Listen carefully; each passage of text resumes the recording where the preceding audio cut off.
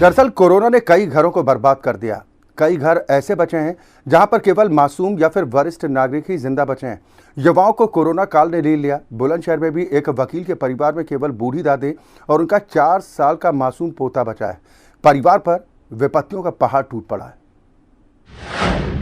अधिवक्ता धर्मराज सिंह के परिवार में कुल 5 सदस्य थे। 1 साल पहले बेटे की सड़क हादसे में हुई मौत के सदमे से यह परिवार उबरा भी न था कि बेरहम कोरोना ने इन्हें जो जख्म दिए उनको भुला पाना बहुत मुश्किल है। कोरोना संक्रमण के चलते न सिर्फ अधिवक्ता धर्मराज सिंह बल्कि उनकी भाभी और पुत्र वधू की भी मौत हो गई। इस तरह इस परिवार में सिर्फ 4 साल का मासूम और अब उसकी दादी बचे हैं। परिवार में पसरा सन्नाटा लोगों को डराता है। आपको बता दें कि मासूम की दादी अब सरकार से यह अपील करती हैं कि ना सिर्फ सरकार को उनके परिवार के बारे में सोचना चाहिए बल्कि जो लोग इलाज के अभाव से मर जा रहे हैं उनकी ओर भी सरकार का ध्यान जाना चाहिए।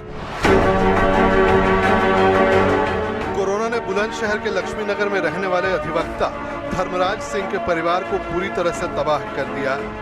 इस परिवार में अगर कोई बचा है तो वो है 4 साल का मासूम विवान और उसकी बूढ़ी दादी सुषमा।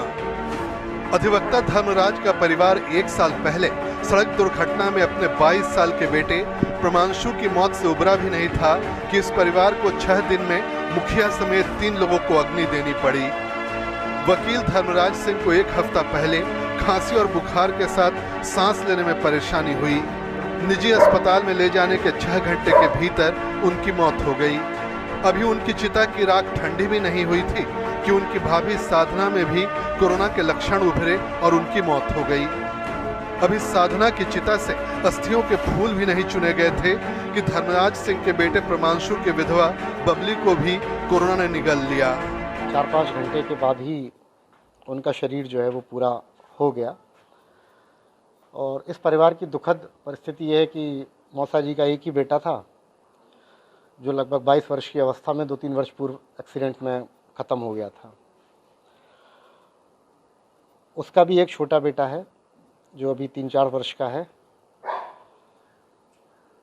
मौसा जी की जो भाभी जी थी वो यहीं रहती थी। परसों रात्रि में उनकी तबीयत ख़राब होने के बाद उनको अमेश में भर्ती कराया गया, लेकिन वो भी 4-5 घंटे के बाद सरवाइव नहीं कर सकी और स्वर्गवासी हुई। तो कल सुबह उनको अंतिम संस्कार किया। जब वहाँ से अंतिम संस्कार करके लौटे तो जो मौसा जी की पुत्र वधू हैं उन्होंने भी कल दोपहर 1 बजे दम तोड़ दिया। कोरोना के कारण अपने पति, भाभी और बहू को खो चुकी सुषमा की सरकार से अपील है कि वो विवान जैसे अनाथ बच्चों के बारे में कुछ सोचे। ऐसे बच्चों का तो सरकार को करना चाहिए कि जिसके माँ नहीं, जिसके बाप नहीं, सब दादा नहीं, सब कुछ खोए बैठे हैं, उनके लिए तो उन्हें करना चाहिए। जो अभाव है, जिनके पास में कमी है, उसको सुविधा सरकार को उपलब्ध करानी चाहिए उनके लिए। परिवार में कौन कौन बचा है आपके? बस मैं और पोता।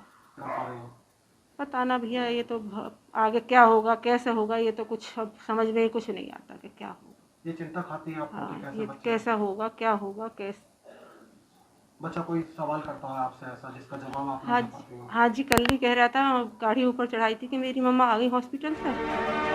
स्थिति यह है कि घर का पालतू कुत्ता भी छत से बार बार अपने मालिक की राह तकता रहता है।